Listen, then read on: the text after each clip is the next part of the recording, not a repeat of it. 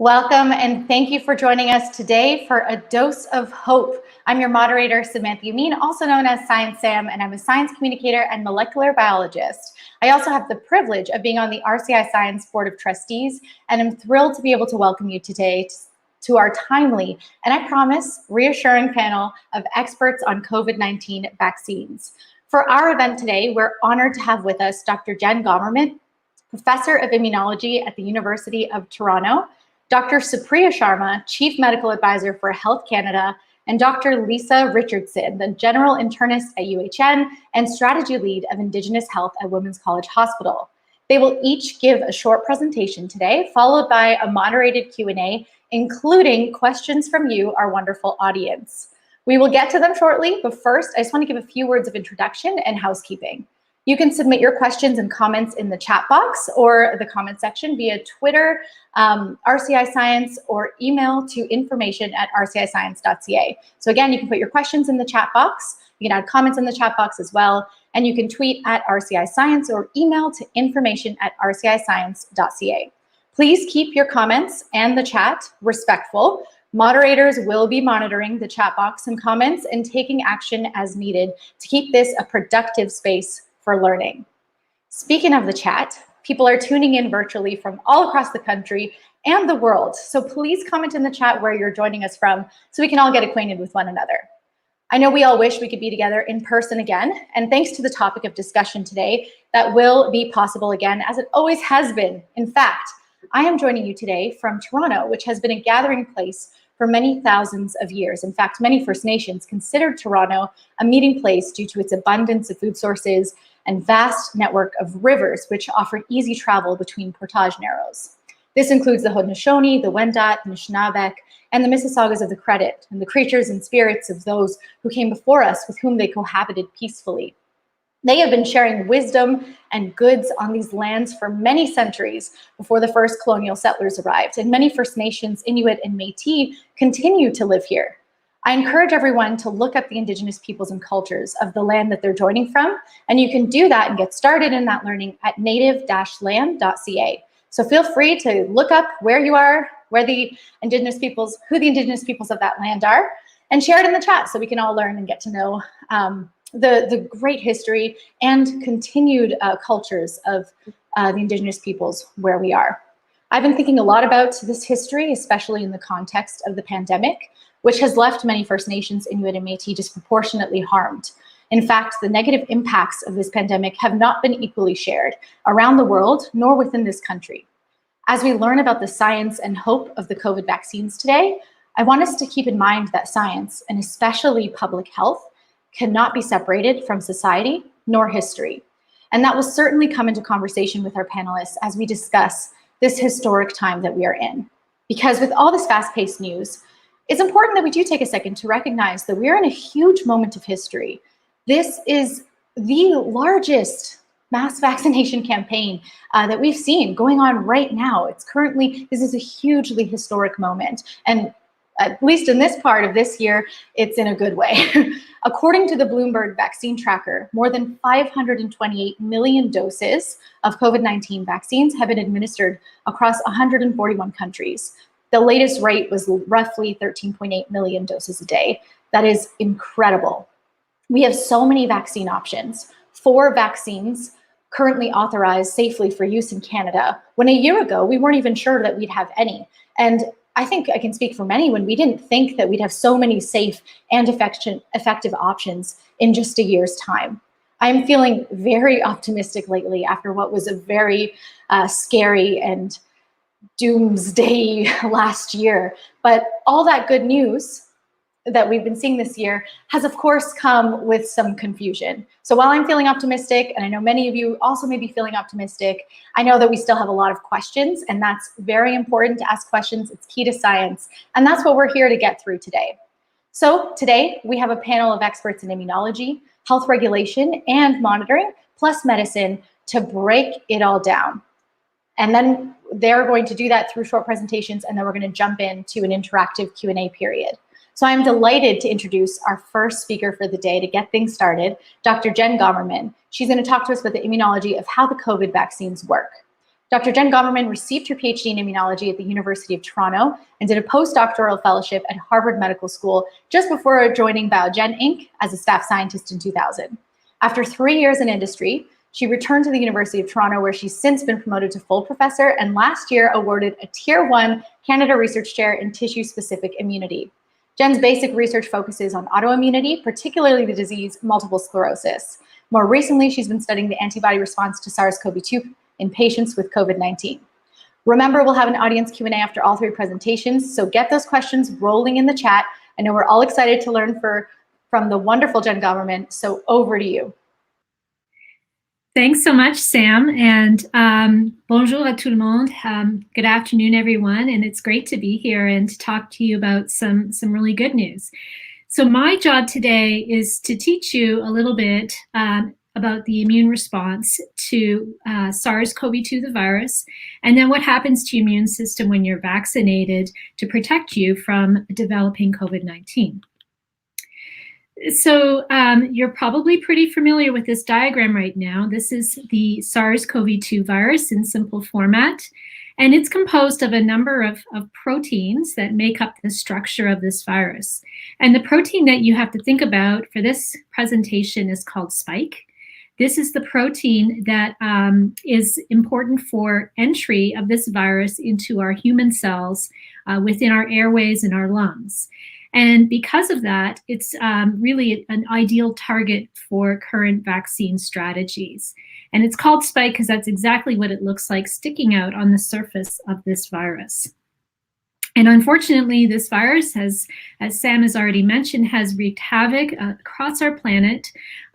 Approximately 126 million infections to date. That's likely an underestimate, and greater than 2.7 million deaths at this date. So what we learned fairly early on in the pandemic was that the major mechanism for spread of this virus was through droplets. Yes, you can get it from contacts with surfaces, but really it's aerosols and droplets that come out of the airways that are really causing this spread of the virus. And so what happens is if you are infected, in the first stage of the infection, you usually don't feel anything. And because you're asymptomatic, you may not know that you're actually spreading the virus, and you're spreading it by speaking and breathing, especially yelling, etc., and sneezing. And that's why this virus has been such a big problem, because it's so contagious, and it's contagious at a point in time when we don't know we have it. And that's why we've had to exercise many public health measures, for example, physical distancing and masking. So what happens when you get this infection? Well, hopefully you won't get this infection, but what happens is that there are these cells that line your airways called epithelial cells. And the virus stick to these cells through this ACE2 receptor. And it will go inside the cells, it will infect the cells, and the cells know immediately that something is wrong, and they'll start producing something called interferons. And these interferons are part of what we call the innate immune system. This is a sort of an alarm signal to send out signals to the rest of the immune system that something is going on and it's not good. And this is triggered by binding of the virus to the surface of these epithelial cells. And these cytokines and interferons are released and bring in other immune cells. Now, it takes a while, maybe about 7 to 10 days, but eventually the adaptive immune system kicks in and gets to work to get rid of this virus. And the adaptive immune system is composed of both T cells and B cells. T cells are the cells that can actually directly kill an infected host airway cell. So here's a host airway cell that's infected with the virus, and this T cell knows that this particular airway cell is infected, not this one, but the one in the middle. And so what it does is it actually directly kills that cell dead, and that's a way of bringing the viral load under control.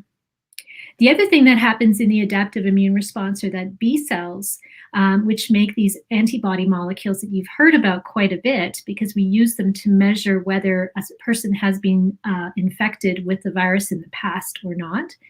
these antibodies will stick to different parts of the virus, particularly that spike protein, but other proteins as well. And by doing that, it can prevent some of the antibodies, especially so-called neutralizing antibodies, which you've also probably heard about, will prevent that virus from sticking to the host cell and entering into the cell. So that stops the virus in its tracks. Now, one of the canonical concepts about immunity is that we have the capacity to remember prior infections. So if you're infected with a virus like SARS-CoV-2, that virus is going to initially infect your airways, and then it will take some time, but then it will build up to a level that peaks. And this initial exposure is then brought under control at around the same time that your adaptive immune system starts to build up. So again, these are your B cells and T cells. And this is what brings the viral load down back to zero. And at this point, you've cleared the infection. Now, let's say a few months go by and unfortunately you're exposed to the virus again.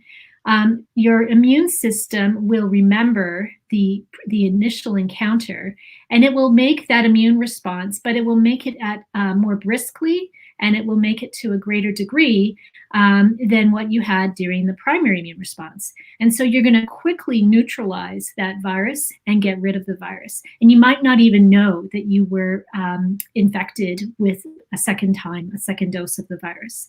And that's because your body's making more antibodies, more B cells, and more T cells, and it's remembering that previous infection. And it's this concept of immunological memory that really underpins vaccination. So what is a vaccination? Well, vaccinations have been attributed to many, many saved lives. We know, of course, that vaccines work against many childhood diseases that used to be extremely damaging to children or could even kill children, such as polio.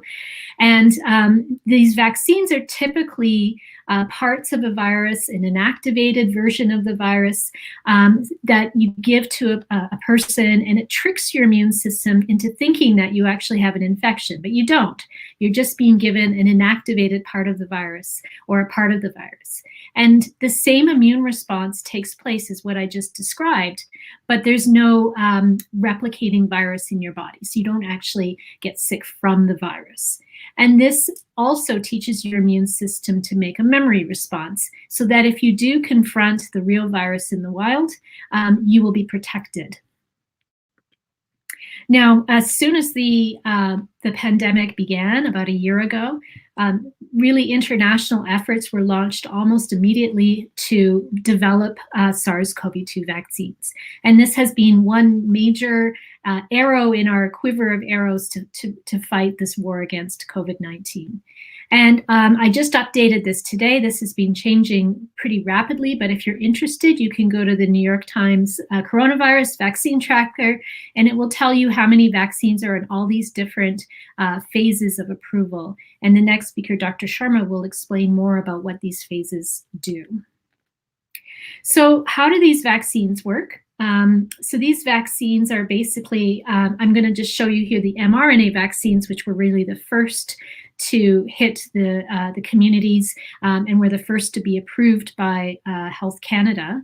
What happens is that in the case of an mRNA vaccine, you get an intramuscular injection in your arm, and then the vaccine contains basically a little bit of that spike protein. So it contains what's called the RNA that encodes for that spike protein. And it also contains some fats, some lipids that allow for that RNA to be really stable for a period of time and also allow it to be taken up by the cells in your arm. And so that's exactly what happens. The mRNA gets inside of your muscle cells, your myocytes, and it's transcribed and makes those spike proteins. And those spike proteins are then displayed on the surface of that myocyte so that the immune system can learn from this. And so the immune system sees these spike proteins as foreign. It thinks that there's an infection going on when really there isn't. There's just some of this mRNA. Now, I should mention that this mRNA doesn't hang around forever. It will eventually get degraded. And there's no live vaccine. There's no live virus in this type of injection. It's just RNA. And then once this spike is displayed, it kicks off that same kind of immune response that I told you before. So we'll activate the B cells. They'll become what are called plasma cells that really churn out tons and tons of antibodies and can live in our bodies for even decades, depending on the type of plasma cell. So this gives you long-lived immunity. And then also those T cells are generated by vaccination. As I mentioned, the cytotoxic T cells can actually kill infected epithelial cells that have the virus inside of them. So together, this provides us with not just one type of immunity, but pretty multifaceted immunity that can deal with the virus if you encounter it in the wild. And as you know, there are some vaccines that have already been approved by Health Canada. And these are just shown here, and you've probably heard about them in the news. And this is actually a great opportunity for me to now forward the presentation over to Dr. Sharma to speak about these vaccines. Thank you so much, Jen. I'm sure people in the audience have learned a lot and also will have lots of questions to follow up based on that fascinating info. As Dr. Governman mentioned, our next speaker is Dr. Supriya Sharma, who became Health Canada's Chief Medical Advisor in August 2015, in addition to being the Senior Medical Advisor in the Health Products and Food Branch, a role she's had since March 2013. The Health Products and Food Branch regulates pharmaceuticals, medical devices, biologics, vaccines, and natural health products, veterinary medicines, and food as well. Trained as a pediatrician in both Canada and Australia, Dr. Sharma was a research fellow in hematology focused on clinical research relating to thalassemia and sickle cell disease, and has worked on a number of large multi-center clinical studies. She then went on to complete a Master's of Public Health at the Harvard School of Public Health with a concentration in international health and an interest in health policy. Dr. Sharma, I am so excited to welcome you to our virtual stage. Thanks so much, Sam. Now, oh great, so we can see the slides. So thanks so much, Sam, and thanks so much, Jen, for what a great introduction that was. And just to say that you're really happy to be part of this discussion and to get a chance to talk a bit about Health Canada's role with respect to the authorizations of vaccines, and what our role is overall in terms of approving them and then making sure that they're available for Canadians. So to start with, I just wanted to have just a little slide on vaccine development and approval. And so, Jen went through a lot of the research and science that goes into developing a potential vaccine. And certainly, that's a risky business. And out of the hundreds of candidates that might be initially thought of, only a few actually make it.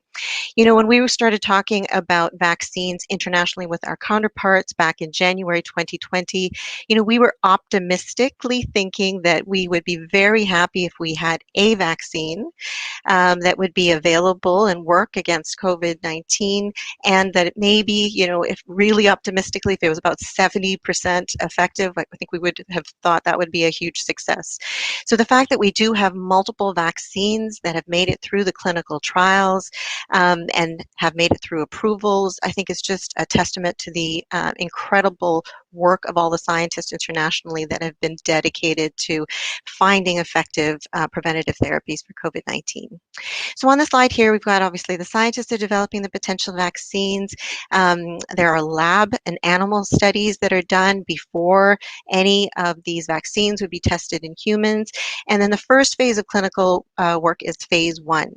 And that's really looking at using the vaccine in small numbers of volunteers, healthy volunteers. And the questions are there any major safety issues that we would be looking for? There's some dose finding in that phase where we're trying to figure out what the safe dose is that potentially would avoid major side effects.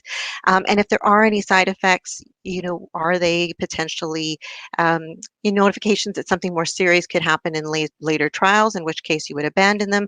Or, is there something else that we should look at when we move into the next phase? So the phase 2 trials are done in hundreds of volunteers.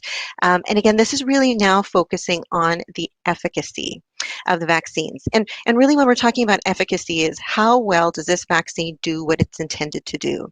And sometimes you'll hear the words efficacy and effectiveness used interchangeably. Efficacy is usually talked about when we talk about the clinical trials. So does the vaccine work in these very ideal control situations, whereas effectiveness really talk about whether or not the vaccine works and to what extent once it's out in the real world. And so then we look at larger numbers of people in these phase 2 trials. And again, this is the more sort of sophisticated dose finding piece in the phase 2. Then we move to these phase 3 trials, and these are the ones that you often will hear about in the media as, vaccine manufacturers start to release some of the interim results, and we start to talk about once, Health Canada is doing the review and when we have final results, how well it works, what the safety profile is. But this is really designed to look at thousands of volunteers looking for any potentially more rare side effects that might come up, and really how well does the vaccine prevent disease in specific populations. And then we have obviously the Health Canada role, and that's when the manufacturer will submit its application to Health Canada. And the way that the laws work in Canada is it's like a negative, so it's a prohibition. So no one can sell a vaccine or a drug in Canada unless it received some form of authorization. So it's really a health prevention or a health protection kind of role that we have. So we would consider a full review of a vaccine, an authorization. A clinical trial authorization is an authorization. Sometimes we have individual authorizations for a drug or a medication for an individual person, but really it's that what we're looking at. So Canada will look at it to see if it can be sold in Canada. And when we do that review, that we have teams that are looking at the 3 big pockets of information that we look at for vaccines. So one is the research, the science behind it, and those early trials around in animal trials. And so those are the preclinical pieces. Then we have all of the clinical studies, so from phase 1, phase 2, phase 3. And then we have a large amount of information on the manufacturing of the vaccines. And that's the part that people may not necessarily think about as much. But the production of the manufacturing of vaccines is a really complicated process. And because of that complicated process, it's extra important to make sure that every dose of vaccine that comes from these plants is exactly the same. It meets the standards that of the vaccine approval, and that it's consistent. So the quality is consistent. So the millionth dose of that vaccine that comes from that plant is the same and works just as well and has the same safety profile as the first one that comes from that plant. And there's 2 parts of the manufacturing. One is the recipe, if you will, how the vaccine is actually made, but then there's also a piece of the actual facility. And so there's an entire review of those facilities to make sure that they are up to code, are following all the good manufacturing practices. And again, it's to be able to rely on the quality of the vaccines. So those are the 3 things that we're really looking at when we look at the vaccine for Health Canada. So safety, are there any risks, and are those acceptable in light of what the vaccine does? Efficacy, does it do what it's supposed to do? And if it does, to what extent and in which population? And then quality, right? That manufacturing, making sure that all of these vaccines are of high quality. We're also looking at whether or not the overall benefits of the vaccine outweigh the risks. And the reason that's extra important for vaccines is because that risk-benefit profile is a bit different in a vaccine that's given to a healthy person to prevent a disease compared to a medication that's used to treat. So, of course, you can think about medications for cancer, for example, and, we accept a certain level of side effects in those medications because they're used as treatments of a disease that somebody has that is potentially fatal. In vaccines, our threshold for any side effects is very low because, again, they're given to healthy individuals to prevent a disease, not necessarily to treat. And then, when that authorization comes, when we've deemed that it meets all those standards, the work of Health Canada doesn't end there. There's monitoring that we do of the vaccines once they're starting to be given to numbers of people. We can see that potentially it's being given to populations that weren't studied in the clinical trials. We are now seeing vaccines that are given to millions of people. So if things that are rare would come up, they would only potentially come up once it's actually being used in millions of people, and again, internationally. This I won't go through it in great detail, but just wanted to situate where this Health Canada review process fits into the overall access continuum. So, we have a preclinical phase 1, phase 2, phase 3. We have the Health Canada review. Normally, that review takes about 300 days, involves hundreds of thousands of pages of data and teams that look at all of those data. It's between 2,000 to 4,000 hours of review time in that phase. Then we have the authorization, and we have other expert bodies that give us recommendations. So we have the National Advisory Committee on Immunization, which is a group that's been around since 1964, that's composed of external experts that give advice to the provinces and territories about how best to use vaccines. Of course, most of the vaccines that we've dealt with to date, a lot of them are the childhood vaccines. So they give recommendations, for example, on those dosing schedules, on populations, and then they also can have recommendations on comparing one vaccine to another and potentially having preferential recommendations there. That NACI group reports in through the Public Health Agency of Canada, but again, they're an independent group of experts and they provide that information to the provinces and territories. And then we have the procurement and deployment. Of course, getting vaccines and then having them distributed in Canada is a complicated task. It's extra complicated, of course, in this global environment where everyone is seeking to get access to the vaccines as quickly as possible and immunize their population. So I think one of the questions that I get most often is, okay, so in that Health Canada review, if it normally took 300 days, how are you now able to do that in a shorter period of time? And is the vaccine still safe and effective? And firstly, I wanted to underscore this, and I probably will when we go through the questions as well, but what we've done is that we've compressed things. So on the research and development side, there was a compression of the research component. I think people don't think about how much downtime there is in the development of vaccines. So whether it's researchers writing grants and then waiting for information to come in with whether or not they've been funded, setting up studies, running those studies, waiting for the results of one set of studies, then there's often a gap and you have another set that comes in, waiting for those analyses, and then normally what would happen is that we would wait for all of that information to be available before the Health Canada review was even started. What we recognized very early on with respect to COVID-19 is that we needed to make sure that we had a system in place that would quickly be able to assess the information and make decisions. So the way that the research community worked together, directed funding to the appropriate sites, people really pulled out all the stops in the way that they were doing their clinical trials. And even the area that often takes the most time in clinical trials, which is a phase 3 portion, that usually takes a long time because it takes a long time to recruit patients into those trials. That was very rapid in COVID-19. Unfortunately, to a certain extent, because it was also dependent on how much circulating virus we had and how many cases we had. But all of that happened very quickly. So then from the Health Canada perspective, we wanted to put in place something that was even more flexible than our usual vaccine reviews. So normally it goes through a process called a new drug submission. That, as we said, is the process that takes 300 days. What we did for COVID-19 is that we put something in called an interim order. And what that does is that it gave us the ability to more quickly review those submissions. So it allows us to accept a submission before all the data becomes available, so we can do what's called a rolling review. So we start working on some of the data, and then as more information comes in, then we can look at that, incorporate that into the review. And we've got other flexibilities for the companies in terms of how that review progresses that really can help decrease that time. At the same time, what we've done is that we've engaged with the National Advisory Committee on Immunization. So as we were looking at data, we were sharing it with them as well, so that they didn't have to wait till we completed our review to give their recommendations.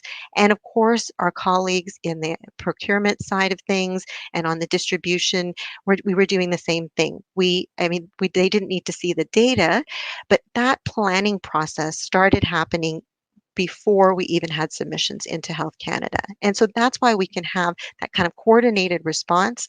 We can have the procurement, those advanced purchase agreements signed so that we know that there is some vaccine that's secured in this really competitive environment. While that Health Canada review is going on, NACI can have that discussion as well, start looking at the data, and we can condense those timelines. And of course, the monitoring will still continue. We work very closely with Public Health Agency of Canada to do that. So then we looked at how can we in Health Canada look at our review and make sure that that's as quick as possible. The first part of it is to be really clear on what the requirements were. And back in January 2020 is when regulators started talking to each other about what we would expect to see in terms of a data package for a vaccine when that came in. So we were having meetings internationally and with the WHO even before we had a single case in Canada. And what the decision was that we could not skip any steps. So we still wanted to see all of the data for the preclinical, the animal studies, phase 1, phase 2, phase 3, because of what we knew about these types of viruses and about these vaccines. So we weren't comfortable at that time cutting any corners or removing any steps. So that meant that we would have to take a look at how we do the review, looking at the same data we would look at in a longer period of time in a much shorter period of time. So what we did is that we have dedicated teams of our scientists, between 12 and 15 people for each of the vaccines. We've dedicated a team to each vaccine. Now, these are folks with specialities in immunology and toxicology, infectious diseases, clinical medicine, manufacturing, chemistry and manufacturing. And we took those groups and dedicated them, as we said, only to the review of that vaccine. So when we look at the vaccines that we reviewed, it was an average of 1,600 hours, but it was almost 2,000 hours of work, which is actually comparable to the number of hours that we would put in for a usual vaccine review. It was just condensed because they were working 15 to 16 to 18 hours a day in their groups. And again, they were dedicated on doing that and nothing else. And when we looked at the submissions, the average was sort of between 34,000 and 82,000 pages of data. We had one that was up to 100,000 pages of data.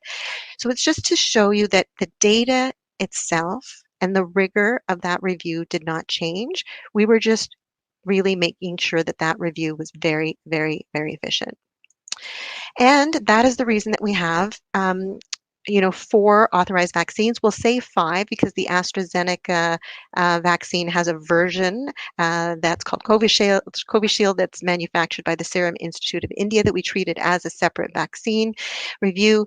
But that's really what we looked at. So we looked at these large phase 3 trials in the context of all of that information, and we take all of that, decide if it meets the standards. So if the benefits outweigh the risks in populations, and if so, what are those populations?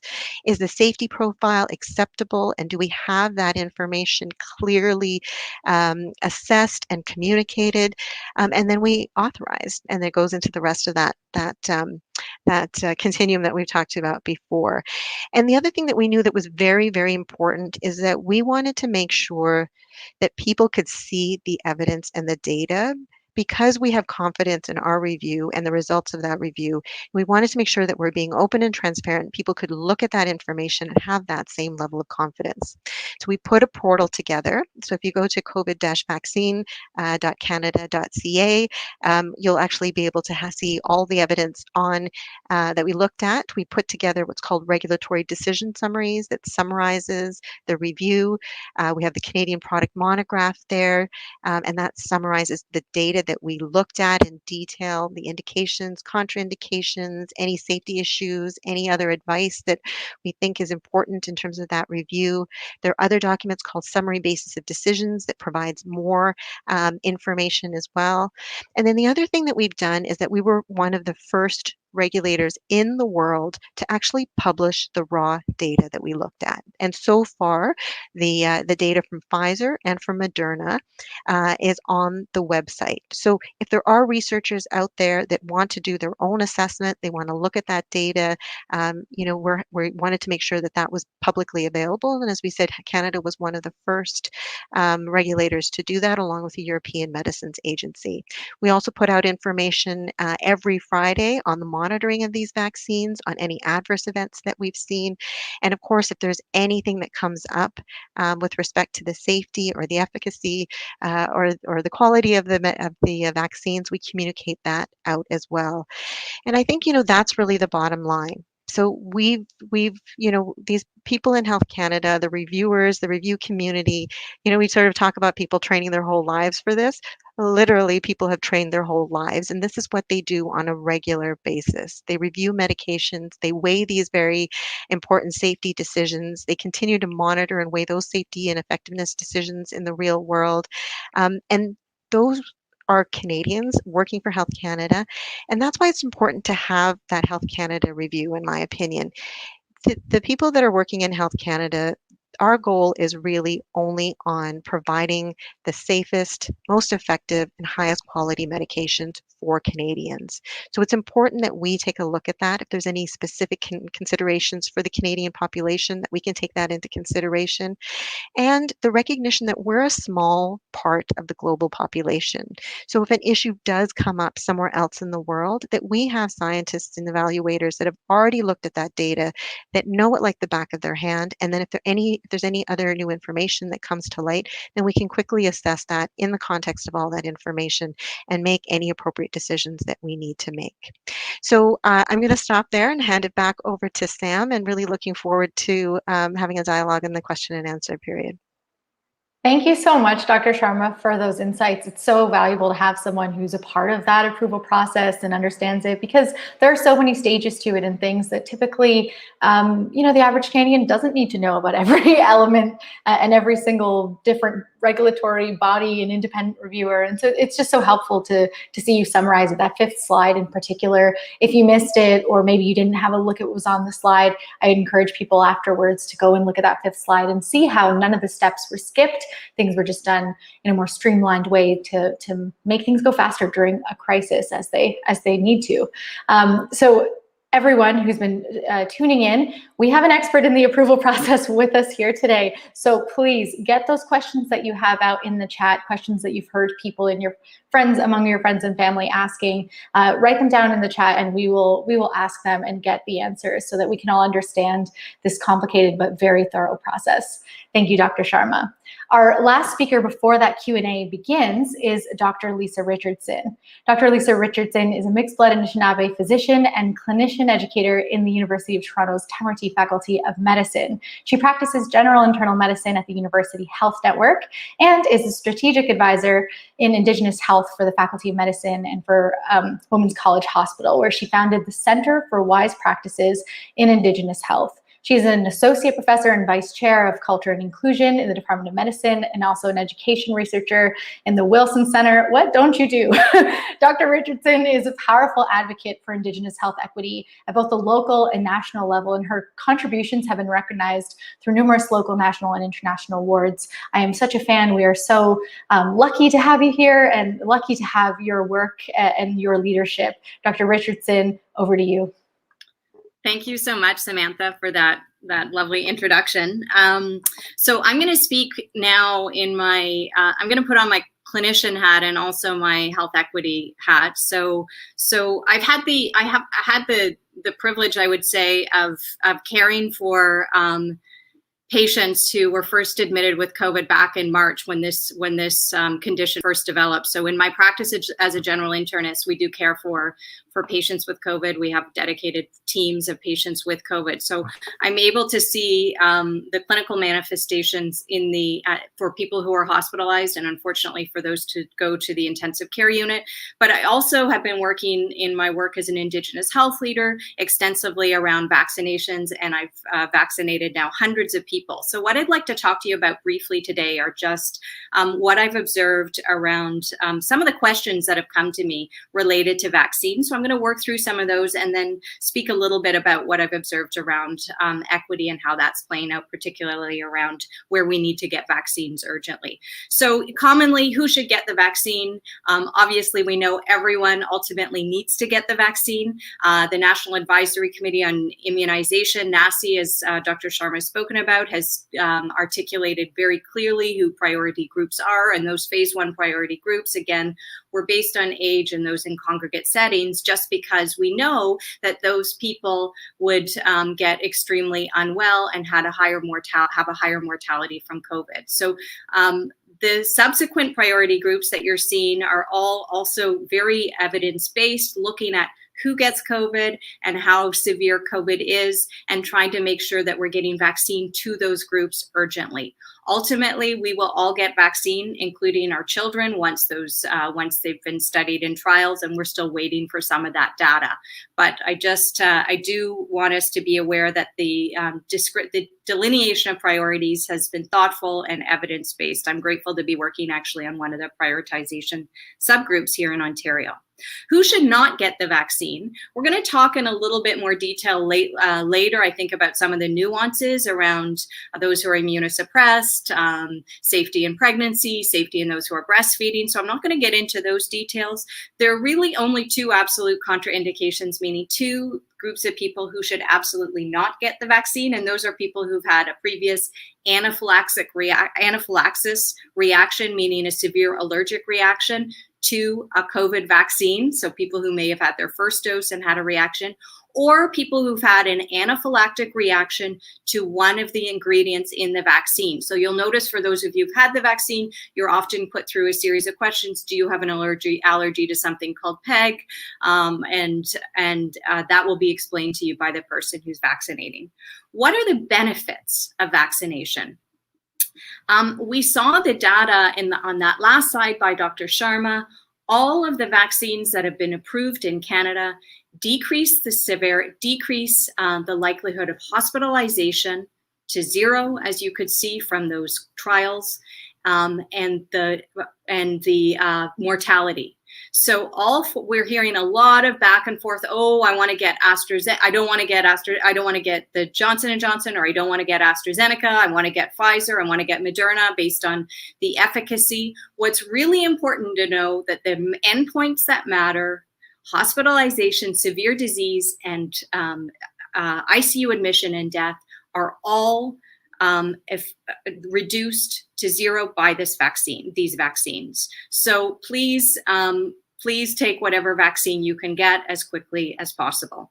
What are the risks? I suspect we'll have a more fulsome conversation later about some of the new concerns about vaccine-induced thrombotic immune thrombocytopenia, which is similar to heparin-induced thrombocytopenia. Very, very, very rare complication. And as you know, we have not chosen to, we still believe in Canada, and it's still being deployed actually across the world, that the AstraZeneca vaccine benefits of taking it outweigh those very rare risks. What vaccine should I get? As I said, please take whatever one you can get as quickly as possible. How will I feel after? Most people do feel a little bit. Most of the trials show people get a sore arm. Some people get a little bit of a flu-like illness. It's more likely for the 2-dose vaccine regimens that you'll get that after the second dose. And one that's coming up often to me, do I still need to follow public health precautions after I've been vaccinated? Yes, you do. We know that based on your immune status and also age and other factors, it takes at least 2 weeks to develop full antibody response, even after dose 1, and one can still be contagious. So it's important if one has asymptomatic disease. So public health precautions are still critical in terms of social distancing and not gathering with people. Now I'm going to switch for the next just 2 minutes to talk briefly about my work around vaccine hesitancy, and this is very much aligned with, of course, health equity. We have seen with COVID that it has exposed major inequities that we have always known existed. It has brought them to the surface. We now have ample data across the globe, actually, based on how these inequities are playing out. There's a preprint that's will be published soon out of Israel, showing how people with lower socioeconomic status were actually less likely to take the disease, to take the vaccine despite access to it.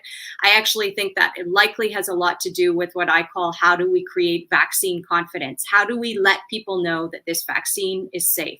particularly if you're from a structurally marginalized groups where there's been forced experimentation, forced vaccination, or other unethical research that's been practiced on you or your community, such as the case with Indigenous and Black peoples in Canada.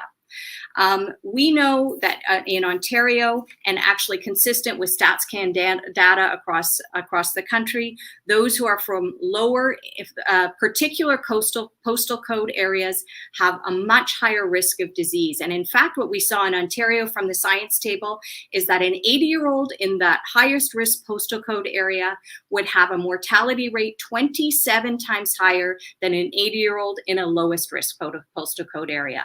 And that a 50-year-old in the highest risk postal code area had a higher mortality rate than an 80-year-old in a low risk area.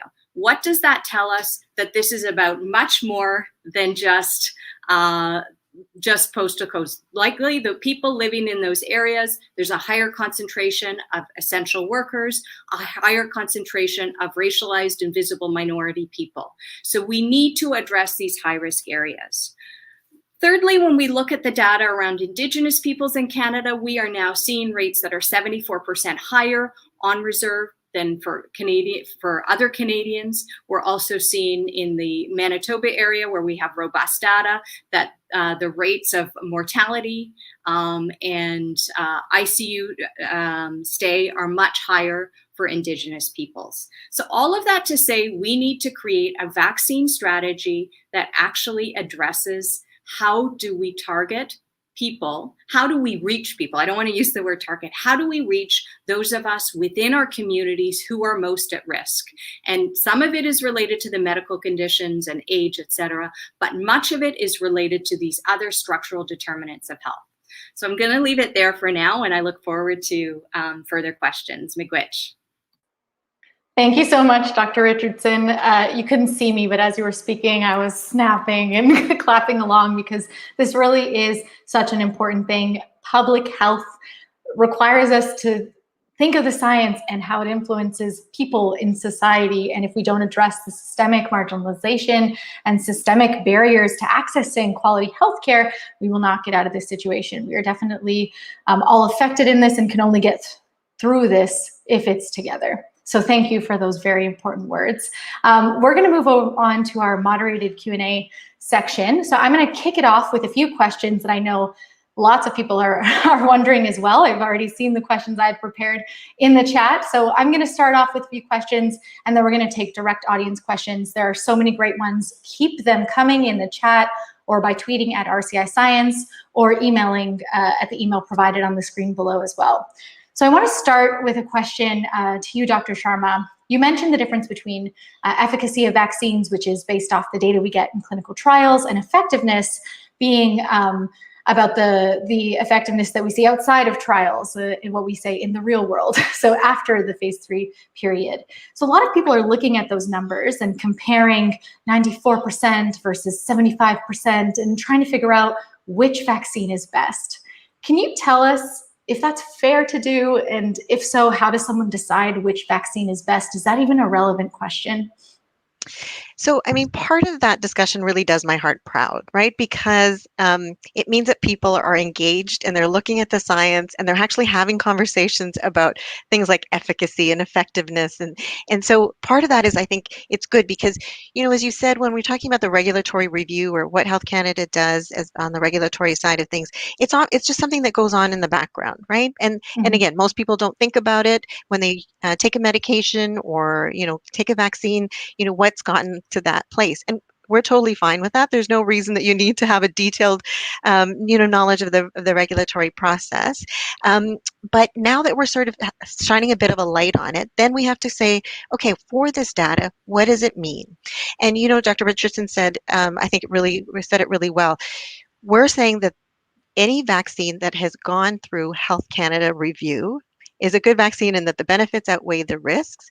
We did not think at the beginning of this process that we would have all of those vaccines that would be 100% effective against what threatens us most in COVID-19, which is severe disease causing hospitalization and death. So for that part of it, they're all equally good.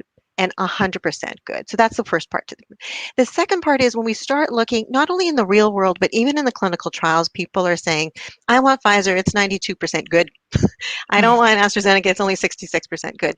And the reason that's complicated is because without a head-to-head trial, where you actually compare those vaccines directly, you can't compare them. It's like apples and oranges. Part of it was, the Pfizer and Moderna trials went on last summer when the variants were not there, right? And we're also seeing that there might be some effect there.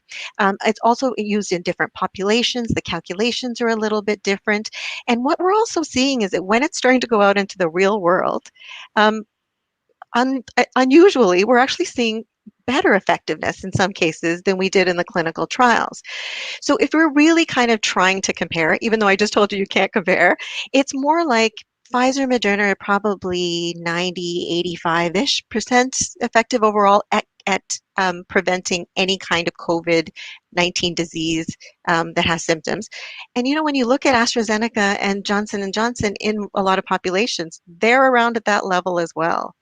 So really what I'm saying is that by the time a vaccine is offered to you, it's gone through that procurement process. It has gone through we've got it into the country. We're distributing it to provinces and territories based on, a lot of assessments as well. And then it's being offered based on the NACI recommendations and the provincial and territorial recommendations to you. So by the time it's offered to you, it's a really good option. So my, advice is that the best vaccine for you is one that you can get and that is available. Thank you so much for breaking that down. It is really exciting to see people be excited about the data, and that's we want people to be empowered and feel a part of the scientific process. But there are just so many layers and details to the study design, and okay, we may have an answer that one is the best. But so far, all the info we have shows that they're all just really great, and they all can do what we need to get out of this crisis mode. And I again just really always want to take a second to acknowledge what a terrific feat that is, because it wasn't clear a year ago that we would be in this fortunate position. And again, just makes me so excited and so grateful for all the people working nonstop to make this happen. I want to address something that we've touched upon, and I know a lot of people in the chat have been asking about, which is with these variants, the variants of concern that we've been hearing about in the news, especially this year, and how that might affect immunity. Dr. Gomerman, I'm wondering if you could touch on that in what we know so far about immunity from the vaccines in the context of the variants. Sure.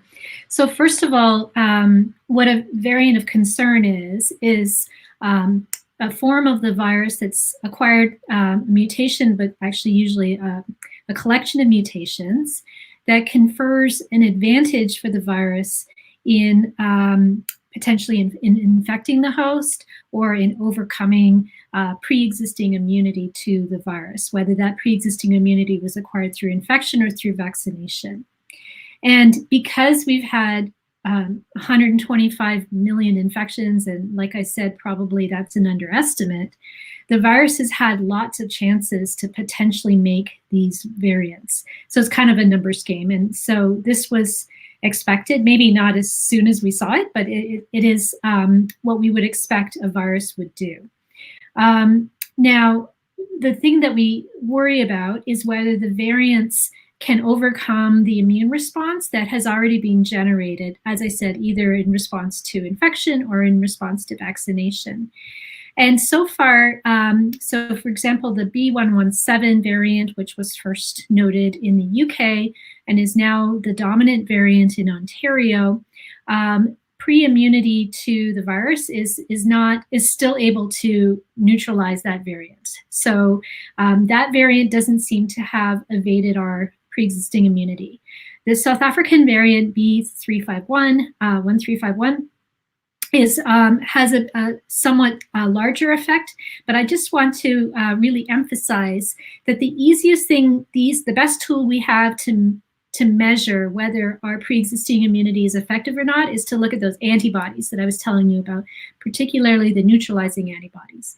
And when you're vaccinated, you make a crap ton of those antibodies. Like, the antibody levels are so high that when we hear about, oh, this has actually, you need a bit more neutralizing antibody to deal with the B1351 variant, we'll consider that you're already really high. And so that's something that to keep in mind. And secondly, a recent publication has come out that has shown that the T cell response to these variants is actually okay. And that's why I really wanted to get across to you in my talk that it's not just antibodies. The immune system is sort of like a Swiss Army knife, and it has all sorts of different ways of dealing with a threat. And so thus far, the vaccines are going to be okay against some of the variants that have been tested, although more testing is required. For example, we don't know as much about the Brazilian variant.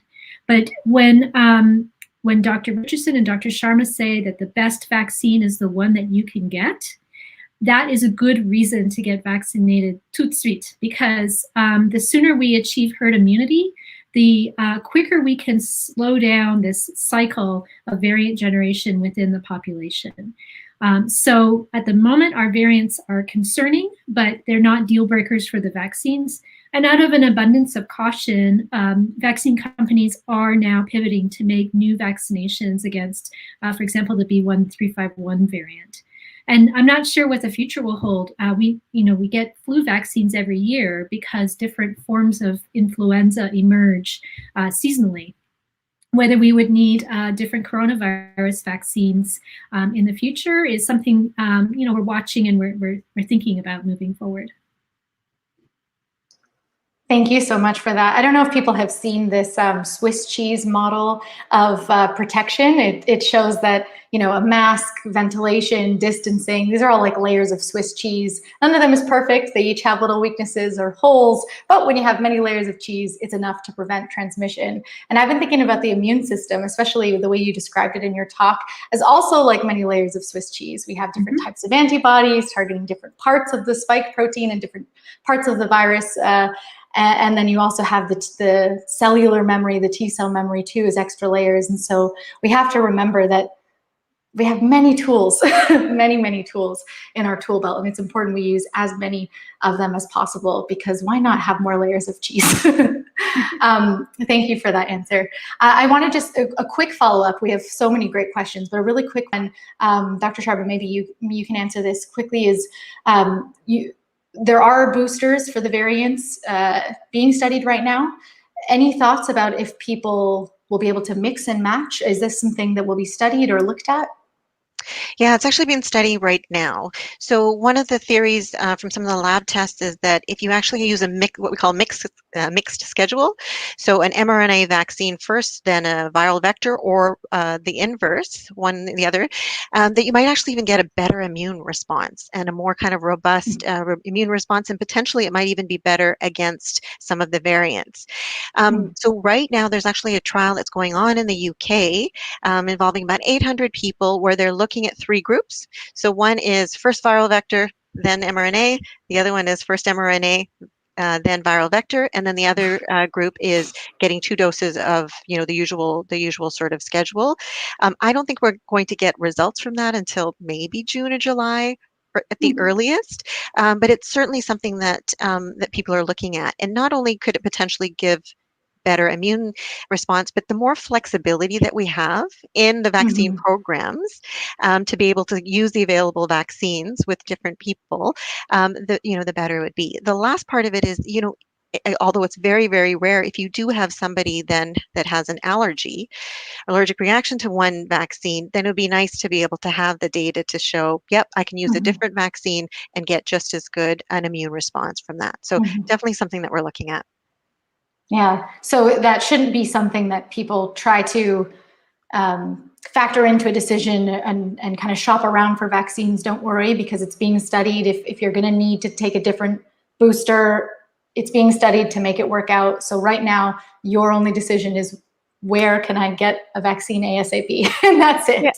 Yeah, I mean, the way that it's been sort of posed to me is, all right, wait a minute. So if I take this viral vector vaccine, am I locking myself out of the Yeah, potential of getting an exactly. mRNA later? That's kind of usually how it's framed. And I say, no, it doesn't. It doesn't bind you to anything. It doesn't limit your options, but it gives you a good option now to at least get some protection. And then, for the AstraZeneca vaccine, for example, what we're seeing is that you're getting the best results at 12 weeks, or more for that second dose. So we have some time, and just to see what happens and how things evolve before we have to make those decisions. Exactly. People are equating it to like, we are drowning right now. Take the first life raft that's thrown to you, just grab it, and more will keep coming, but we need to save lives ASAP. Thank you for those helpful answers. Dr. Richardson, I have a question for you. You started talking about it in your talk, and I'm wondering if you can elaborate as a clinician what we know about safety and efficacy in people with autoimmune diseases. People are also curious about kids, pregnant and lactating folks getting the vaccines. I know that's a lot of things at once, but if you could give us some insights, that'd be great. Yeah, so I'll try and break it down. This is a very common question I've had in vaccinating many people. So let's start with people who are pregnant or people who are breastfeeding. So for those who are pregnant, the Society of Obstetrics and Gynecology is clear that this should be a decision that's made between a provider and a patient. The only reason for that is that the trials initially did not include women who were pregnant. In fact, in those early trials, we actually, when you look at the control group versus the group who got the trial, there were subsequently women who turned out to be pregnant. They didn't know that they were, and the rate of miscarriage actually was much higher in the control group.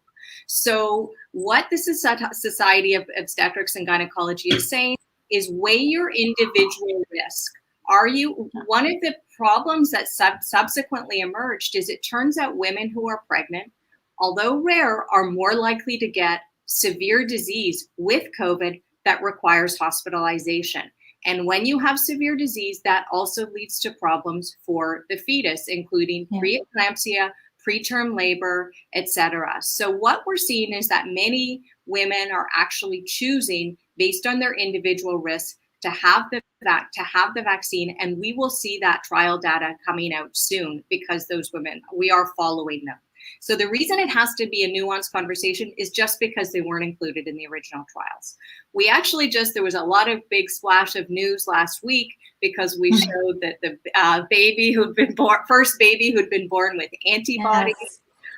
And theoretically, we know our immunologists and maternal fetal medicine and obstetrical specialists were telling us that theoretically there was a benefit to baby of antibodies being passed through the breast milk.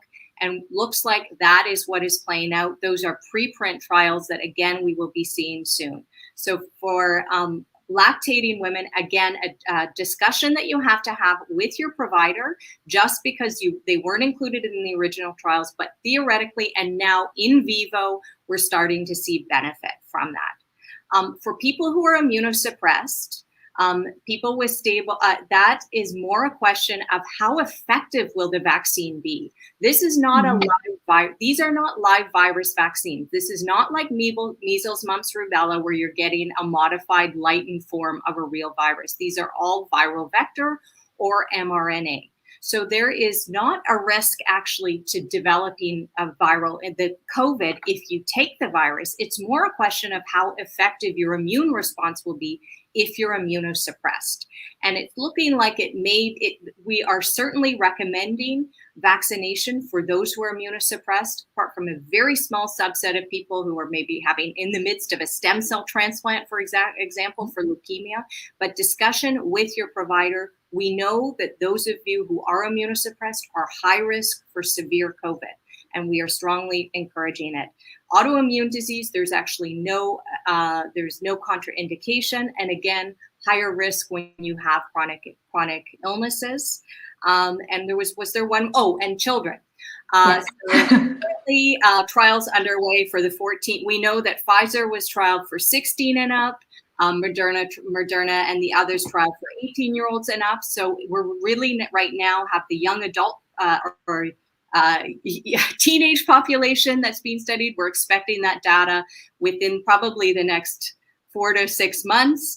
And it's more a question, and then the younger under 12.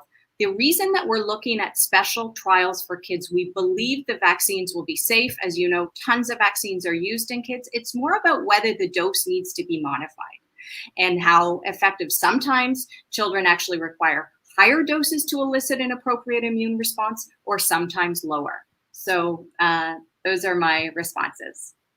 Thank you so much. I know I threw a lot of at once at you, but I think it's really important for people to remember when these new medications and vaccines are being tested. The real question is, does this lower the risk?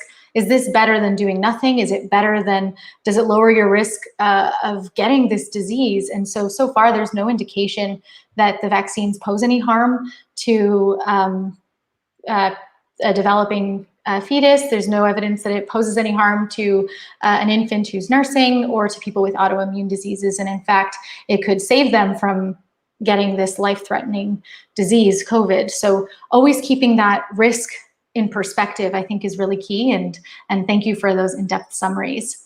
A really common question we're getting in the chat is about the decision in Canada to delay the second dose up to 4 months.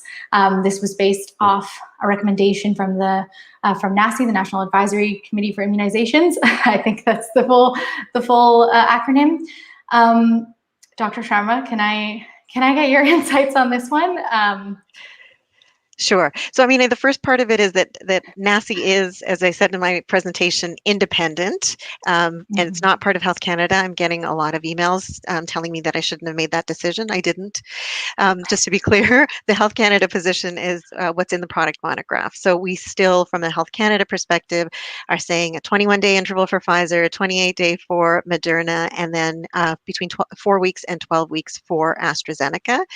And what NACI does, though, is give those recommendations on how best to use the vaccines. And when they look at them, they looked at obviously the clinical trials data. They looked at real-world data. We have data from other countries that have actually used a longer dosing interval. At the time that they looked at it, there was a lot of data around an 8-week interval between the first and second doses of the mRNA vaccines. And of course, for AstraZeneca, we already have that kind of longer interval in the clinical trials. They were also looking at what they knew about vaccines in general. And we know that when you have immunity, especially at these high levels that Dr. Gummerman talked about, they don't just immediately sort of fall off a cliff all of a sudden. So we don't know how long they last. We are getting more information on how sustained that immune response is, but we do know that if you've already got a high level, it's not going to drop off very quickly. So they use that along with some modeling, and then this is the important part, and looked at what the supply situation would be in Canada. So this is the part that's a bit, I think, challenging for people. So they took a look at what the benefits were of getting first doses into as many people as possible versus sticking to a shorter interval and potentially then having more people having completed vaccination schedules versus and having some people that don't. And so their recommendation was that you could go up to, and I'll just say that again, up to 4 months, in their opinion, without compromising the immune response. They didn't say that you have to. So I know a lot of places are automatically giving that second vaccination dose exactly 4 months later. That's not what they said. They were saying you could, if it's for, in your best interest to get more people vaccinated, you could go up to 4 months. Now what they're doing is that they're also looking at new data that's come out that's showing that potentially there might be some differences in some of the subgroups. So people that might have a bit of a compromised immune system, such as people that had cancer and received treatment, whether or not in the elderly population, so 70 and older, 80 and older, maybe their immunity drops off a bit quicker than other groups. So they're actually in the process of looking at that as well now, and to see if they need to update that recommendation in any way. So it really, we've got the Health Canada sort of strict interpretation of the data, whether it's clinical trial or real world evidence. And then we have this, like, how do we best use these vaccines in Canada to protect us all in the best way so we can get back to some state of or normality as quickly as possible. So that's where that came from. But again, I just wanted to underscore that it's up to 4 months, and it's really dependent on availability of vaccines, and it might change based on evidence, which is challenging in and of itself when we change recommendations. But just to say that that's what they're looking at when they're giving their recommendations to the provinces and territories. Thank you so much for tackling that one. I know it's complicated because it has changed, and I know there's a lot of frustrations about those regards, but I think just also remembering, again, this is a public health concern, a public health crisis. So we have to think of things on the individual level, but we also have to think at the population level. What will help our entire population get out of this, and for all of us to be as safe as possible? And it's really hard to sometimes, when we're so in the moment in our everyday life, to try to balance both perspectives. And that's why I'm glad that there are experts making this decision, because it's a lot of things to weigh at once. Dr. Richardson, do you have anything to add on that topic, especially from a health equity perspective? Yeah, I think I really like what you were just saying, Sam, about this idea of the collective versus the individual. We are used to healthcare in Canada being entirely focused on our individual access, apart from, of course, the small group of people who practice public health. And how can we actually start to understand that thinking around the collective actually not only is a morally just thing to do, because it actually make sure that vaccine access goes to those who will benefit more from it, it will help get us out of the situation that we're in more quickly. So how do we actually ensure that those postal code regions that I was talking about, that currently in the heat map in Toronto are showing lower access to vaccines, and yet higher rates of COVID, how do we ensure that we're getting vaccine there quickly? I can tell you that the shortened interval, the elongated interval, I can see being complex for some of the outreach work that I'm doing. When I look at the magnitude of something called Operation Remote Immunity, which involved teams of us flying into remote First Nations in the north of Ontario, it was an unbelievable operation to oversee. It's been done incredibly well, but to look at having now a gap to actually complete that after the logistical infrastructure that went in, that's going to be complex. When I look at vaccinating people in the parks who are experiencing homelessness, like we were doing last week here in Toronto with Anishinaabe Health, elongating that time is going to be hard. We have outreach workers who are going to meet people 3 weeks, 4 weeks. We can do that. Reminder, we know where people are more likely to be, etc. But when we extend that time for particularly vulnerable groups, I do worry a little bit. So I think that's where, when we start to think from this collective well-being, which actually will benefit me as well as an individual, because we will slow the rate of the spread, increase the likelihood to get to herd immunity. I think we do need to recognize that we should be seeing some nuanced approach to vaccine distribution and not be angry about that.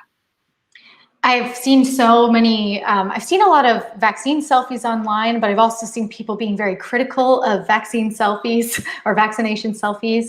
And I think the reason why people are critical is because there's a FOMO, of fear of missing out. When's it my turn? Canadians are especially feeling this as we look to our neighbors in the South, who have huge production capacity, and things are moving very fast there. They're moving fast here too, but we don't always feel that.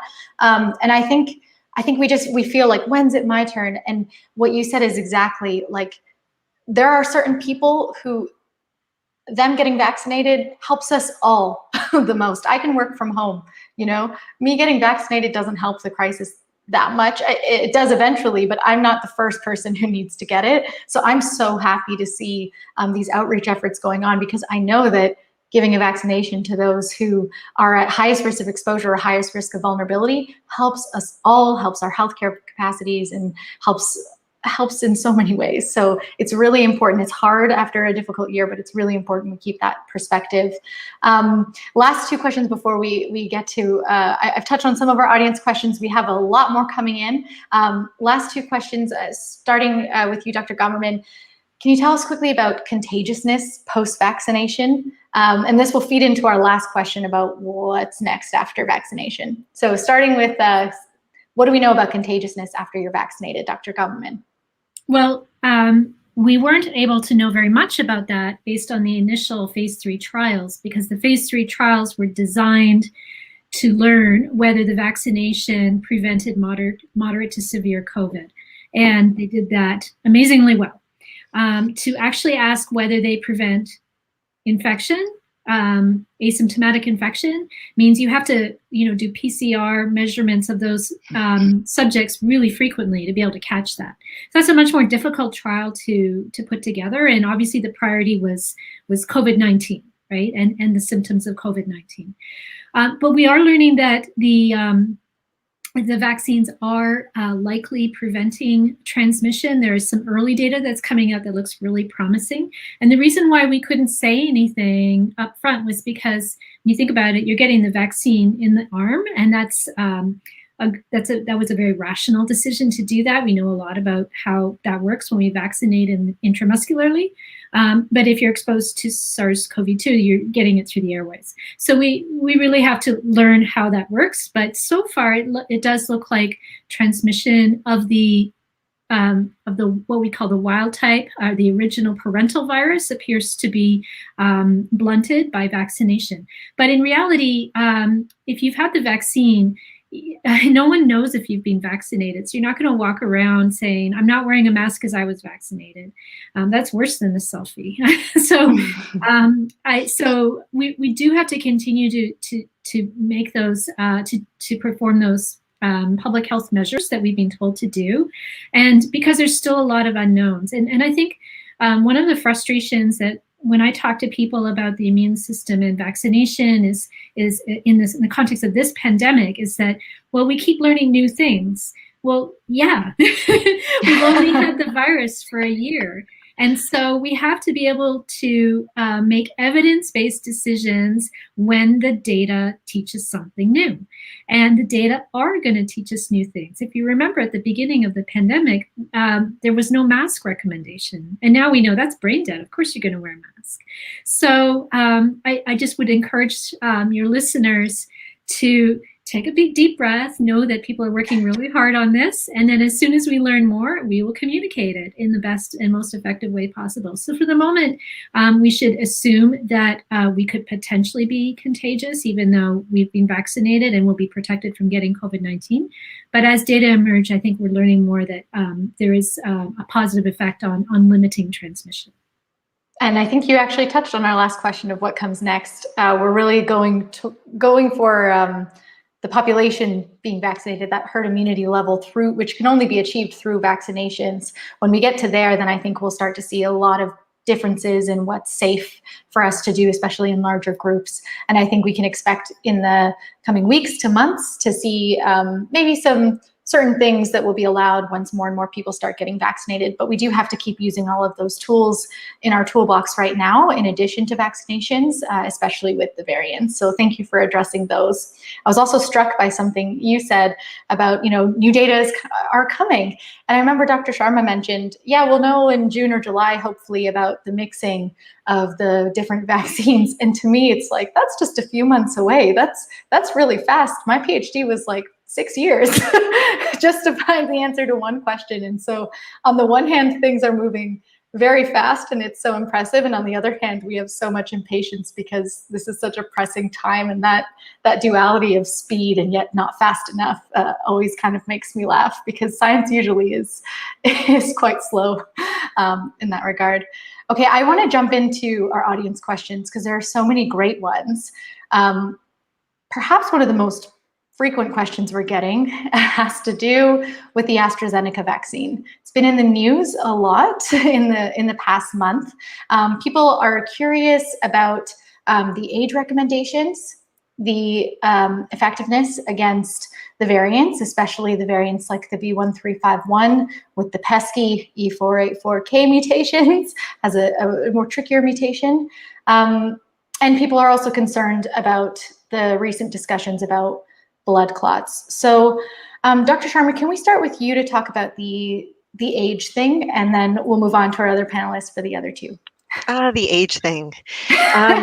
Yes. So what happened with AstraZeneca when Health Canada looked at it, unlike the other vaccines that we were reviewing, where we really only had clinical trial information, for the AstraZeneca review, we actually had the clinical trial information plus a lot of real world evidence. And so we looked at the clinical trial information and we saw that there were not enough people 65 years of age and older included in the clinical trials. So not that there was a safety issue or there was any reason to think that it didn't work. It's just that we did not have enough information in those groups. So it was like less than 10% in the clinical trials were in that age group. We also knew that in the US, there was a large trial that was going on that had about 20%, in that age group, but we didn't have the results of that at that time. So then what happened is that NACI started looking at that information as well, started to come to the sort of the same conclusion to say, okay, based on the clinical trial information, not enough information 65 years of age and older. We don't think it should be used in that population because of a lack of data. Then the Monday before we make our final authorization decision, Public Health England and data from Scotland comes out, and not just a few anecdotal reports, large public health databases come out with thousands of patients and administration showing that, in people that were 65 years of age and older, and especially even older, they had a large percentage of people that were 80 and older because of the way they started doing their vaccinations. And they were showing really good effectiveness in preventing hospitalizations and severe cases in those groups. So looking at that real world evidence combined with the clinical trial information, we said at Health Canada, we think that the benefits outweigh the risks for the use of the vaccine in people 18 years of age and older. Now, NACI had sort of already looked at that data. They looked at some of the real world data that we had, and they said, based on that data, we would say that it would be not to not use it completely, which is how it's sort of being interpreted, but we think that for those age groups, that you're better off if you have an option to use an mRNA vaccine. Now, they thought that recommendation would kind of stick for a little while. Lo and behold, the next week, another set of data from real world evidence comes out. And guess what? It shows the same thing, that it's a pretty good vaccine. So I think in retrospect, if NACI had known that even more data was coming out that quickly, which they did not know, they probably would have held on the recommendation, not said anything about 65 and older. We would not be having this confusion. But it did cause confusion because obviously it's like, okay, you're telling me I should use it in this group. Now they're telling me we shouldn't. And now 2 weeks later, you're telling me now it's okay. Well, I don't know. I really don't know. Bottom line is, it's actually, and some people are even thinking it's better in the older age groups than it is in the younger groups. So that's the story on age. As we said, this new evidence is coming out as we speak. And again, the AstraZeneca vaccine was in an unusual position because it was being deployed in the millions around the world, and we were getting a lot of real world evidence that we weren't getting for other vaccines. Mm-hmm. Thank you so much. I think we also get lost in the details in the fast news cycle, and just remembering the key thing always is that it prevents against death, hospitalization, ICU admissions abundantly. And that is the really, really key thing we need to keep in mind. And just kind of realizing that there are so many things at play, things are moving fast. And so that's why we have people who have been doing this forever, who are on top of the case. But just remembering that big picture is what gets us out of crisis mode. This vaccine is amazing at getting us out of crisis mode. Let's keep that in perspective. And research by press release it's a huge challenge in COVID-19, right? So, and again, it's good to have information out there, but this kind of quick press release with no data behind it and hasn't been peer reviewed, and then everybody jumping on it is a really challenging environment to be working in. Yeah, it's something we need to work on long term, is how do we share information quickly while still making sure it has the context needed, because an expert reading those preprints kind of can think of the caveats, but even someone like me, where that's not my specific expertise, I may miss things, and we have to just remember that there are experts on this who will let us know what we really need to worry about. Dr. Richardson, can you mentioned already in your talk about the blood clots claims related to the AstraZeneca vaccine. Can you summarize that succinctly again for us? Because I know people are still asking. Yeah, I think that, and I think the important point is to build on what Dr. Sharma was saying, is we've now seen AstraZeneca given to millions of people. And sometimes what happens when you take, you've got 30, 40,000 people in the clinical trial, and then suddenly millions of people, you start to see reports of other very rare occurrences. And this is still very much being studied and looked into. Back in February 27th, there was a researcher, a hematologist actually in Vienna, who admitted a 49-year-old woman who had blood clots, both arterial and venous blood clots in the abdominal circulation. She said, this is a little bit bizarre. There's something going on here. And so she reached out to her colleagues who were doing some other work around thrombosis, meaning blood clots, and they started to talk. And it turns out there have been these very rare occurrences of people getting an immune-mediated situation where the platelets go down, which are part of the blood that of course causes clots, and then you also start to have blood clots. So it's a very unusual immune-mediated phenomenon. It is extremely rare, and it actually, all of the occurrences were in younger people because of course in the real world data, when AstraZeneca was initially being used there in many of the European countries, it was actually being used in younger people under the age of 55, many of them women. I think it's still, again, under investigation at this stage. Very much the recommendations are the benefits of this vaccine definitely outweigh the risks. We're keeping an eye on how there's an amazing consortium, including scientists from Canada who are hematologists who are working around the actual biology of this. The other important piece to know is this immune-related phenomena in those extremely rare occurrences when it happens with the thrombosis, it is treatable. So it's actually very similar to a condition that we treat. It's rare, but we do treat it. I've treated many patients with it called heparin-induced thrombocytopenia, and we do have therapies to give for that. And I think thank you for that summary. I think what we've heard from both of you is that things are being shared transparently, which is very important, but we need to remember that this is our review and monitoring process working. The fact that we're catching these things, even though it's so rare, and we're openly sharing it, and there's press conferences going on. Dr. Sharma, I see you on the news all the time where you're letting us know what's happening. This is the regulatory process in action. This is the review and monitoring process in action. And I think even though it can sound scary hearing those individual stories, we have to remember all of the people receiving vaccinations who don't make the news because they get it and they go home and that's it. Nothing happens. So we need to always keep that perspective and remember that when we hear of things, that's good. That means someone paying attention, lots of people are paying attention. And so really, we can if I can also point out, Sam, that a lot of the reason this information is being pushed out is for those of us who are clinicians on the ground, right? Just so that it's extremely rare, but they want us to actually think about this. This just so that we know that this is a treatable condition if it happened to occur, and they want us to recognize it, right? So I think part of the push out around information is related to that. And Sam, maybe to add, this was the commitment that we made with respect to the vaccines overall. What we said is that we would tell you what we knew, what we didn't know, and if new information became available, we would let you know as well and let you know what we're doing about it. We call the post-market space, once we have this out in the real world, it's messy. Like the data is messy. Adverse events don't show up in a box with a big bow on it and it said, here I am, I can only be caused by a vaccine. It's really clear that this is what the risk is, and then this is what you should do about it. It takes some time. And so what I wanted to say that I think with respect to this adverse event, it is very rare. We don't think it's a nothing. So we think that there's something there. It's not a nothing burger, was what I'm telling people. But the question is, how rare is it?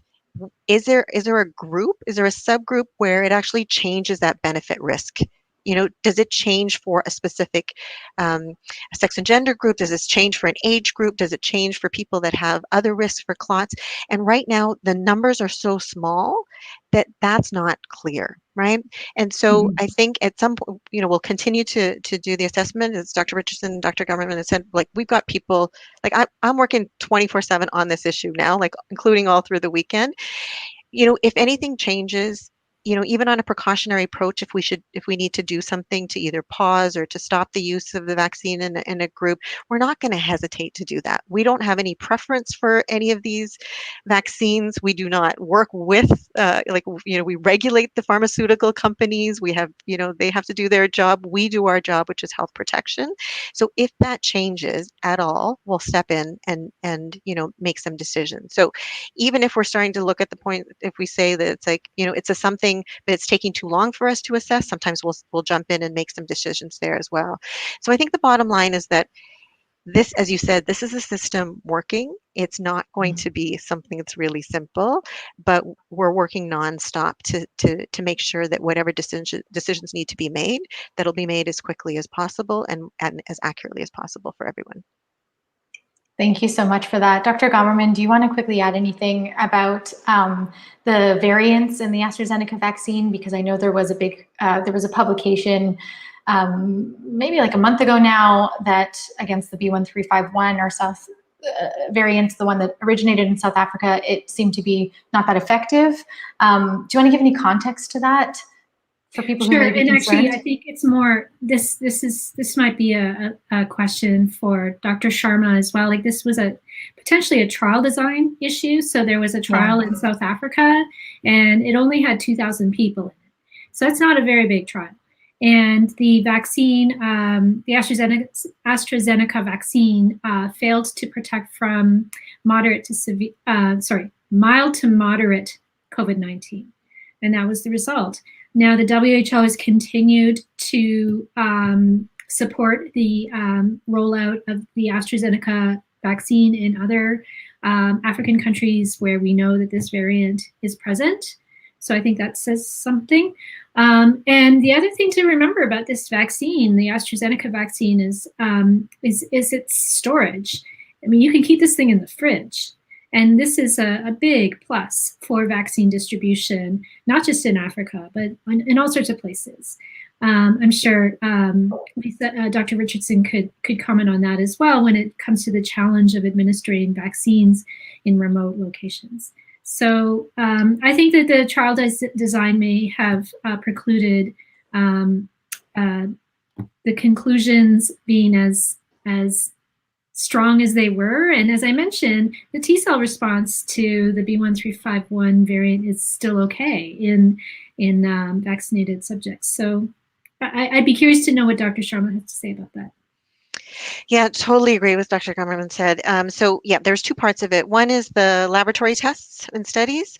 And the one that kind of got a lot of media play was a study that was showing an antibody response that was only about 10% against the 1351 in the lab. And again, that just doesn't take into account the whole T-cell response. So that was part of that. That's interesting, but isn't necessarily as meaningful as people made it out to be. Then we're looking at what we have in individuals. And the other thing, Dr. Gummerman said there was a small study. It was also, the population was very, very young. So that was the other thing, was whether or not there was, it was even a population that we can sort of extrapolate from. I think the bottom line on the effectiveness of AstraZeneca against the variants is that from what we know, it still should be quite protective against severe disease and death.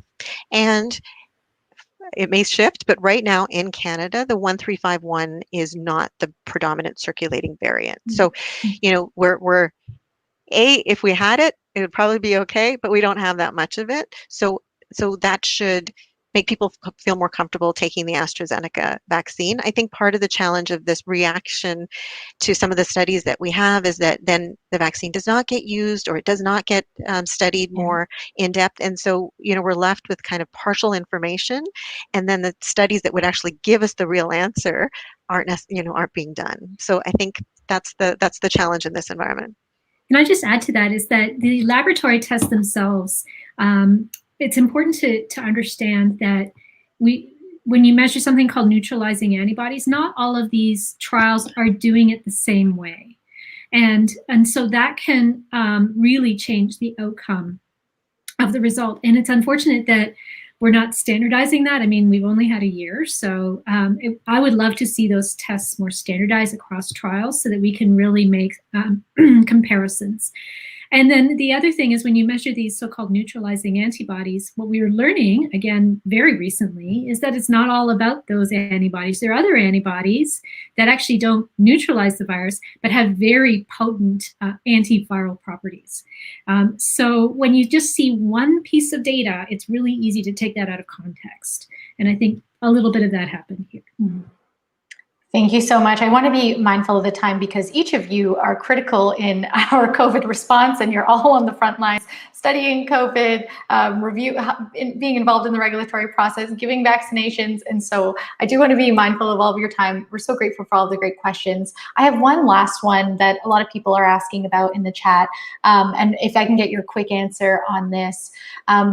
Any advice for people who are talking to friends and family who are unsure, undecided, or skeptical of vaccines and how they can approach that? Any tips for someone who's trying to be that messenger and isn't quite sure how to approach it? Dr. Richardson, can we start with you?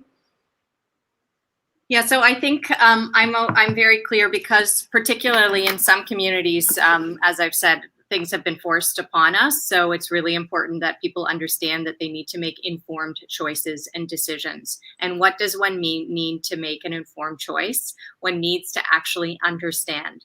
And so doing the work of learning, of understanding, first of all, the regulatory process that Dr. Sharma described, the incredible science that's gone into vaccine development that Dr. Gomerman described, and being able to share how all of this has been done in a really rigorous way is important, and allowing people to be able to make those informed choices. Number two is that I actually have had the sadness of seeing how this illness affects people in the real world setting. Some people many who are young, who are in the ICU now, who are not going to recover, seeing the experience of that is absolutely devastating. And to think about that occurring to any person I love, any person I work with, is actually terrible. And so to be able to actually share, for people to understand the impacts, not only of having severe illness or that leads to hospitalization or, heaven forbid, death, but also long COVID, which we're now seeing emerge, which are the long-term complications of this condition, where people are not recovering for months and months and months, and there are many manifestations of that. I also share that. And I share it not in a threatening way, just in this is what I have had, what I have been exposed to in my day-to-day life, caring for people with this condition. And I want others to be aware of that. Thank you so much. Just remembering that it's really about caring, and it's about not wanting harm to be done to the people that we love. Sometimes we get caught up in sharing the numbers and the percentages and the details, and that's okay. But at the end of the day, approaching those conversations with concern and care, I think, as you've just described, goes such a long way. Dr. Gomerman or Sharma, anything to add on that note? Yeah, so I agree with Dr. Richardson. You kind of have to meet people where they are, right? And people have their own personal reasons for being hesitant to take a vaccine. And so just to jump all over them is never that effective. But one thing that I do explain, which I think has helped, is that, one thing I hear a lot of is, well, wouldn't it be better if I got the natural infection? Wouldn't my immune response be stronger than getting this artificial thing? Well, there's a lot of data that says, first of all, the immune response to SARS-CoV-2 is highly variable.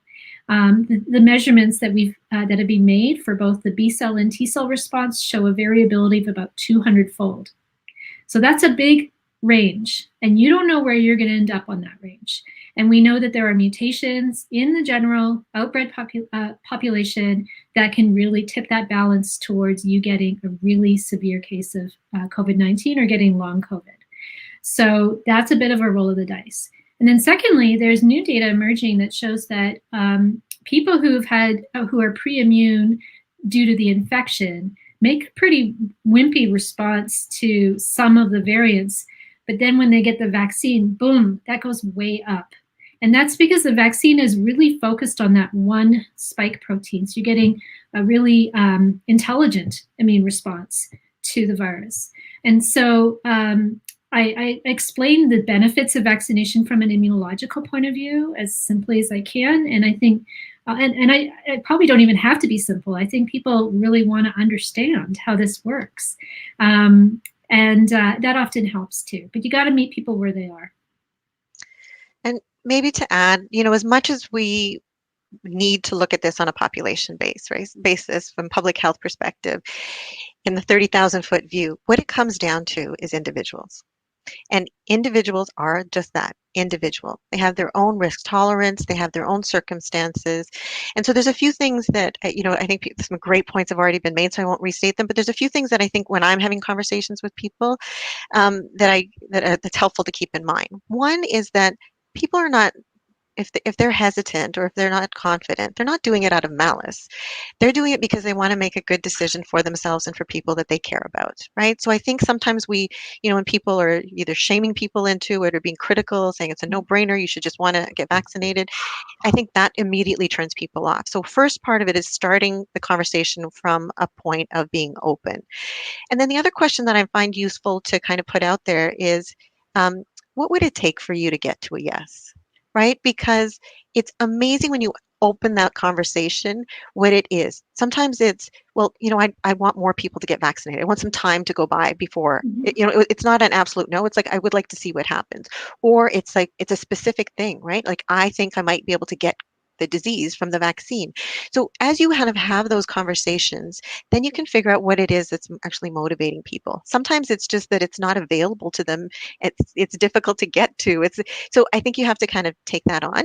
And because at Health Canada we are by nature working at the 30,000-foot level, our part of our and the work in the Public Health Agency as well is equipping other people to have those conversations.